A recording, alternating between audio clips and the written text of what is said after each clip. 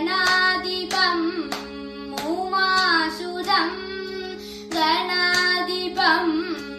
उमासुदम् विघ्नहरं भज गजाननम् विघ्नहरं भज गजाननम् शम्भुकुमारं गजाननम्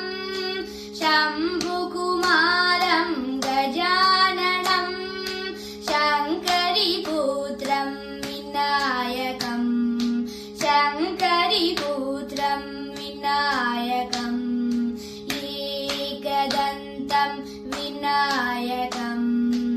एकदन्तं विनायकम्